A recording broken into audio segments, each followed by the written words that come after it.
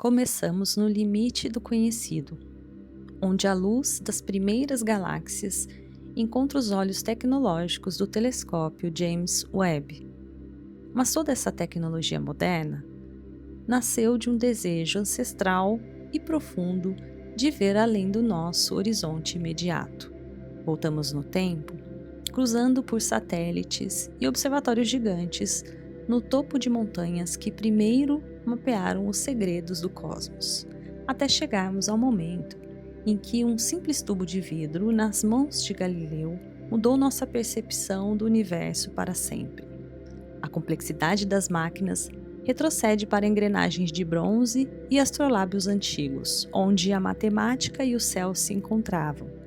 No fim, restamos apenas nós, uma fogueira, o silêncio e o eterno espanto da curiosidade humana diante da imensidão da Via Láctea. Essa é a História Reversa, uma série de 10 capítulos para os apaixonados pela história da ciência.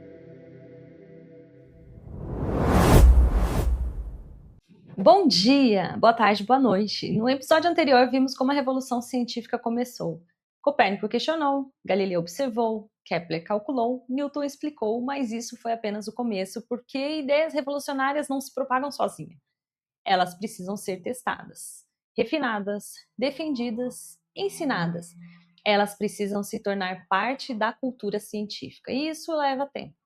Nesse episódio, nós vamos ver como as ideias da revolução científica se consolidaram, como o heliocentrismo deixou de ser uma ideia herética e se tornou verdade científica, como a astronomia medieval virou astronomia moderna. Se você quer entender como ideias mudam o mundo, deixa like, compartilha esse vídeo com alguém que também quer ver como a ciência evolui e comenta qual foi a ideia científica que mais mudou a sua forma de ver o mundo. Quando Copérnico publicou seu livro em 1543, a reação foi morna.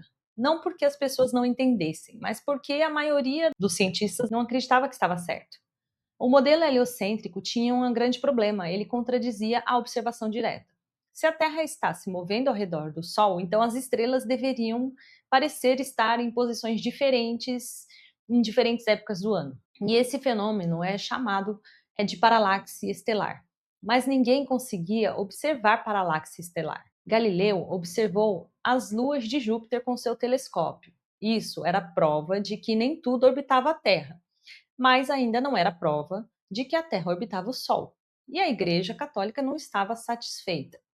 Em 1633, Galileu foi julgado pela Inquisição. Ele foi forçado a renunciar ao heliocentrismo e passou os últimos anos de sua vida em prisão domiciliar. Mas o mais importante é que Galileu não estava sozinho. Haviam outros cientistas em outros países trabalhando nas mesmas ideias, e eles estavam fazendo observações cada vez mais precisas. O grande problema do heliocentrismo era a falta de paralaxe estelar observável, mas havia uma razão para isso.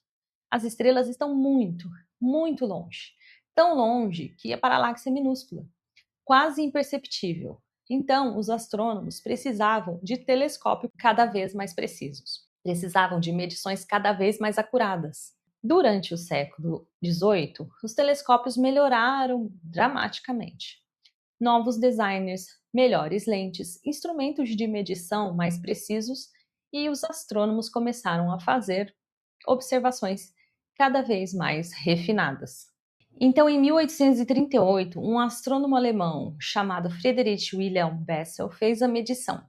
Ele observou a estrela 61 Cygni em diferentes épocas do ano e detectou paralaxe estelar. Finalmente, havia prova observacional de que a Terra se movia ao redor do Sol. Não era mais apenas uma teoria, era um fato observado. Essa descoberta foi o ponto de virada. Não porque fosse a primeira prova do heliocentrismo, mas porque era a prova que faltava, a prova que os críticos estavam pedindo. Depois de 1838, o heliocentrismo deixou de ser controverso, tornou-se verdade científica aceita. Uma vez que o heliocentrismo foi aceito, a astronomia explodiu em possibilidades. Astrônomos começaram a fazer perguntas que antes eram impensáveis. Quantas estrelas existem? Qual é a distância delas? Do que são feitas? No final do século XVIII, um astrônomo inglês chamado William Herschel descobriu um novo planeta, Urano. Pela primeira vez em milhares de anos, o número de planetas conhecidos aumentou. Depois, no século XIX, matemáticos franceses e ingleses usaram a lei da gravitação de Newton para provar onde deveriam estar outro planeta. E em 1846, astrônomos descobriram Netuno, exatamente onde havia sido previsto. Isso foi uma vitória espetacular para a astronomia newtoniana. Mas talvez a descoberta mais importante foi essa: o Sol não é especial. Quando os astrônomos começaram a estudar as propriedades das estrelas, eles descobriram que o Sol é apenas uma estrela comum, uma entre bilhões. Não é a maior, não é a mais brilhante, não é a mais quente, é apenas uma estrela comum. E se o Sol é apenas uma estrela comum, então talvez hajam outros sistemas solares, talvez hajam outras terras, talvez haja outra vida. Essas perguntas não eram possíveis quando a Terra era o centro do universo. Mas, uma vez que você aceita o heliocentrismo, essas perguntas se tornaram naturais. E é por isso que o heliocentrismo foi tão revolucionário. Não apenas porque mudou a nossa compreensão do universo, mas porque abriu portas para novas perguntas, novas investigações, novas descobertas. Vamos fazer um resumo do caminho que percorremos até aqui. Nós começamos com a astronomia medieval, onde a Terra era o centro de tudo. Depois vieram os revolucionários Copérnico, Galileu, Kepler, Newton. Eles questionaram, observaram, calcularam, explicaram. Depois vieram os consolidadores, Bessel, Herschel, Leverrier, Adams. Eles forneceram as provas, fizeram as descobertas, expandiram o conhecimento e os telescópios melhoraram.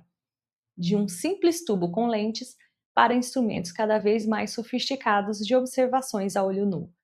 De observações a olho nu para fotografia, para espectroscopia, para detectores eletrônicos. De observar apenas o céu visível para observar o universo inteiro. Infravermelho, ultravioleta, raio-x, rádio. E o que descobrimos? Que o universo é muito, muito maior do que jamais imaginávamos. Que há bilhões de galáxias, cada uma com bilhões de estrelas, que o universo está em expansão, que há buracos negros, que há energia escura, que estamos em um ponto infinitesimal de um universo incompreensivelmente vasto. E tudo começou com uma pergunta simples: e se estávamos errados? Nesse episódio, nós vimos como o heliocentrismo deixou de ser uma ideia herética e se tornou verdade científica aceita. Vimos como a paralaxe estelar forneceu a prova observacional que faltava. Vimos como a astronomia moderna floresceu, uma vez que a premissa fundamental foi corrigida. Mas há uma lição muito importante aqui. A ciência não é um processo linear, não é uma marcha constante em direção à verdade. É um processo de questionamento, erro, correção e refinamento. E às vezes a verdade leva séculos para ser aceita. Mas há algo que não mencionamos ainda. Enquanto a astronomia europeia estava presa ao geocentrismo, haviam outras tradições astronômicas no mundo. Astrônomos islâmicos, astrônomos chineses, astrônomos mesoamericanos, todos eles fazendo observações, todos eles desenvolvendo suas próprias teorias. E no próximo episódio nós vamos explorar essas tradições. Vamos ver como a astronomia é uma linguagem universal. E se este episódio te mostrou que a verdade científica leva tempo para ser aceita, deixa o seu like, compartilha esse vídeo e comenta. Qual é a ideia científica que você acha que ainda não foi totalmente aceita? Nos vemos no próximo episódio. Um grande abraço para todos vocês e tchau!